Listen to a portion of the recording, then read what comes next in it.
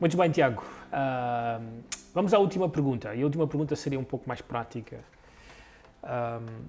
Como é que eu, como homem, já seja solteiro, casado, com família, com filhos, como é que eu, de forma prática, guardo a minha família?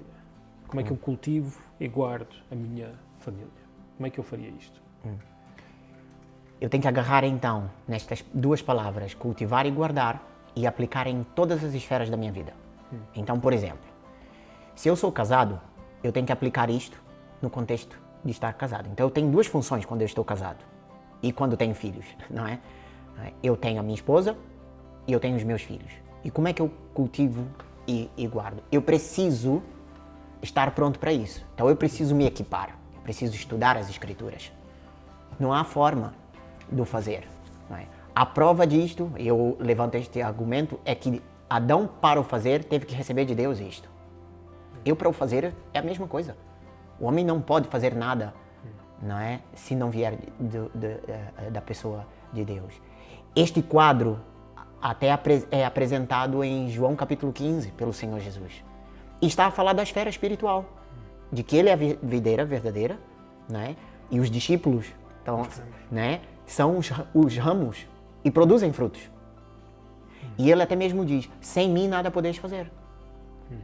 É completamente aplicado. Aliás, este texto é até aplicado para explicar a união da igreja com Cristo. Não é? Ou seja, mostrando de que o que é vital, o que tem vida, o que tem poder, capacidade para o fazer, vem de Deus. Então eu preciso conhecer a Deus. Não é? Eu preciso nortear pelo meu conhecimento e aplicar isso. Então eu preciso aprender das Escrituras. Eu preciso estar atento a tudo que me ajuda a crescer como pessoa. Eu preciso estudar, eu preciso conhecer as Escrituras, fazer alguns estudos teológicos, juntar-me com outras pessoas que também conhecem e que estão com a mesma função, ou seja, com a mesma missão. Eu preciso investir nisto. Ler livros que desenvolvam temáticas importantes, não é?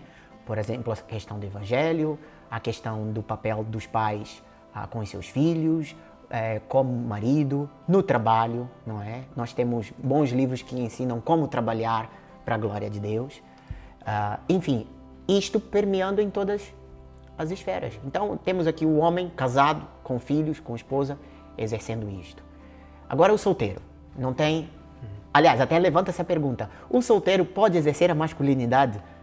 Já que muitas vezes pensa-se que a masculinidade está relacionada com ter mulher e filhos. Então, ele é o... Né? Ele reflete a glória de Deus. Exatamente. Ele alfa. Ele reflete a glória de Deus. O solteiro reflete a glória de Deus por completo. Porque ele tem outras funções, a mesma função em outras esferas para cumprir nos seus relacionamentos. Seu relacionamento tem que ser na base da santidade. Os seus amigos têm que ser influenciados pelo seu caráter santo de santidade. Então, eu devo ter uma atitude proativa para com o pecado do meu amigo. Eu devo a denunciar, por exemplo, não é?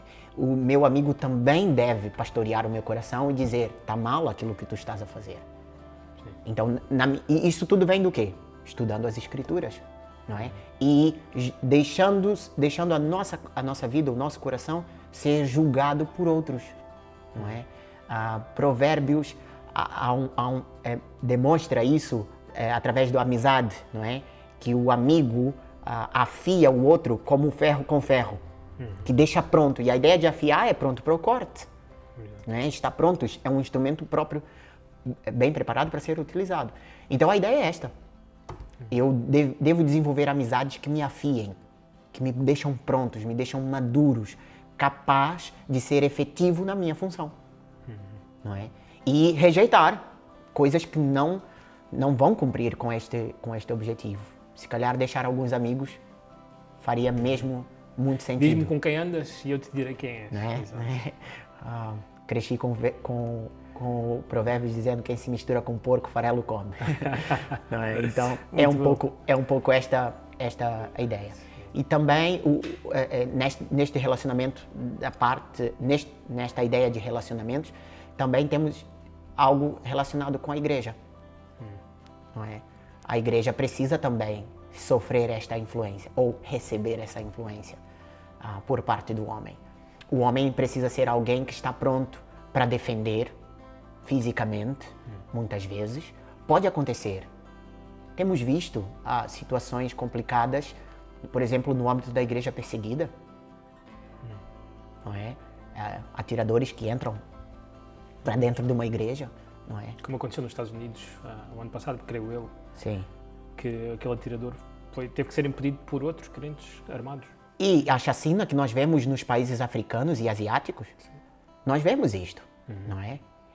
O homem tem que estar com essa mentalidade de que se for necessário sofrer e perder a vida por causa da Igreja de Cristo, por causa deste ajuntamento, no momento em que estamos juntos, ele precisa exercer esse sentido de proteção para com a Igreja, não é? Ter um Hernani na porta faz sentido, não é? É importante ter esta capacidade de pôr ordem às coisas e ter sentido de sentinela. Ver o que vem por fora, vem de fora para dentro. Sim. E também a situação maioritariamente espiritual.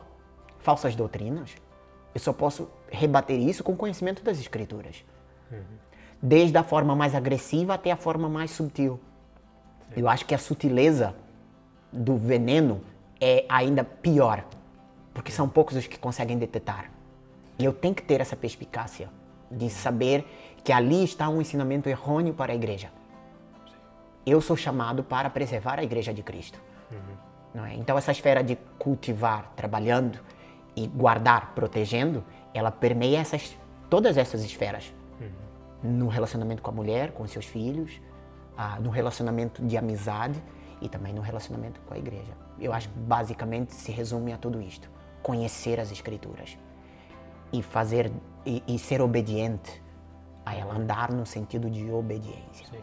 A nossa igreja ela tem uma cultura de discipulado, não é? Nós discipulamos as pessoas, acreditamos que isso é um grande benefício para as famílias, para os indivíduos e para a igreja em si. Mas na nossa conversa tu disseste uma coisa interessante. Às vezes essa dependência de discipulado pode levar a que homens se tornem muito cómodos e não procurem por eles mesmos crescerem. Não é? Tu recomendarias que todos os homens deveriam ir mais além? Deveriam estudar mais as Escrituras? Eu diria que o discipulado ele tem como função promover isto. Ele não pode ser a única esfera onde eu sou exposto às Escrituras. A pregação dominical não pode ser a única esfera. Não é?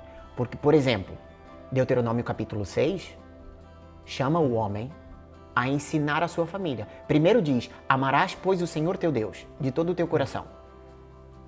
Pum, dá uma facada no coração do homem, dizer, tu estás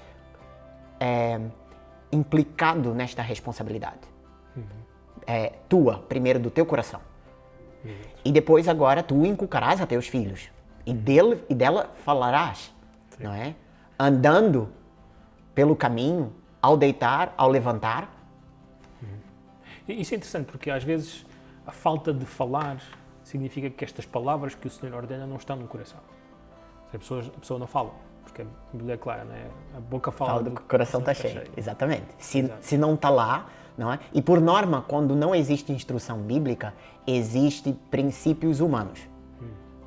Então a instrução para com os filhos é de cariz humano. O relacionamento com a esposa, até existem homens que por falta de conhecimento bíblico induz as mulheres a fazerem coisas que não são dignas. Não é? Lá está. Se não está no coração a palavra, como é que eu vou ser pastor pela palavra? Exato. É impossível, não é? O Senhor Jesus Cristo até pede ao Pai para santificar pela verdade, porque a tua palavra é a verdade. Exato. Então, o próprio Jesus está a pedir ao Pai que faça o trabalho de santificação pela palavra. Então, se eu faço isto, tento fazer isto por outro método, eu estou a rejeitar a suficiência de Cristo para isto. Suficiência da palavra para isto. E estou-me a fazer um Deus. Porque estou a tentar fazer algo que não vai acontecer. Não existe nada de edificação nisto sem a suficiência de Cristo e da sua palavra. Portanto, é importante, sim, o homem ter uma formação teológica, ainda que ele não suba no púlpito para pregar, mas que ele seja um bom pastor na sua família. Todos somos teólogos. Por completo. A partir do momento que nós começamos a conhecer Deus e somos chamados a pôr em prática, em obediência, aquilo que conhecemos de Deus, nos transformamos em teólogos. Não é? É nítido esta ideia, por causa também das responsabilidades que nós já falamos do homem nas suas diferentes esferas. Muito bom, muito bom. Então, a nossa motivação, aquilo que queremos, obviamente, trazer ao coração de todos os homens, é esta, é que eles possam realmente ser homens bíblicos, não é? E estas conversas é para que tenhamos esses homens bíblicos na nossa igreja. Sim. Isso vai ser, sem dúvida, uma grande bênção e edificação para a Igreja de Cristo. Exatamente. E eu até acrescentaria, talvez, um desafio. Eu sei que é muito difícil nós, em primeiro lugar, assumirmos esta nossa debilidade. E, em segundo lugar, trabalhar para que esta debilidade seja tratada. Não é? E nós devemos ser humildes em dizer. Né? Em algum momento, qualquer um de nós, até mesmo nós que somos pastores, em algum momento nós tivemos que assumir essas debilidades diante de alguém ou diante do próprio Deus. E dizer, Deus, eu não consigo fazer. Eu preciso de ajuda. Ou eu não quero fazer. Ou eu não quero fazer, exatamente. Ser sincero em absoluto para com Deus. E dizer, Deus, que difícil é ter vontade de fazer isto. Que difícil é amar a minha esposa ao ponto de santificá-la pela palavra, como vemos em Efésios capítulo 5. Que difícil é amar os meus filhos e participar na formação deles, não é? Eu não quero fazer isto. Está bem que o homem diga isto. É o princípio da mudança. Assumir que não quer, que não consegue fazer. Mas quem é orgulhoso jamais terá a oportunidade de ver o seu coração transformado. E nós vemos, as Escrituras afirmam que a soberba ela vem antes da queda. Então eu não vou crescer, eu vou cair. Deus resiste aos soberbos. Eu vou cair. Vai existir queda se eu mantiver o meu orgulho. E nós vemos isto. Quando um homem, um chefe de família, se põe orgulhosamente orgulhoso, a família toda vai tombando, vai caindo. Sim. E nós vemos esta glória da imagem, não é, e semelhança de Deus apagando por causa da soberba. Então eu diria, devemos orar pelos nossos homens e sobretudo para que Deus lhes dê humildade, que agarre-lhes o coração e lhes dê humildade para assumir que eles não conseguem fazer. É bíblico assumir que nós não conseguimos fazer, para que a glória de Cristo seja evidente no trabalho que Ele quer fazer nas nossas vidas. Muito bom, muito bom. Obrigado por este tempinho, obrigado por esta conversa e esta meditação sobre a pregação e os aspectos práticos que devemos trazer para as nossas vidas. Muito bem. Até para a semana. Até para a semana.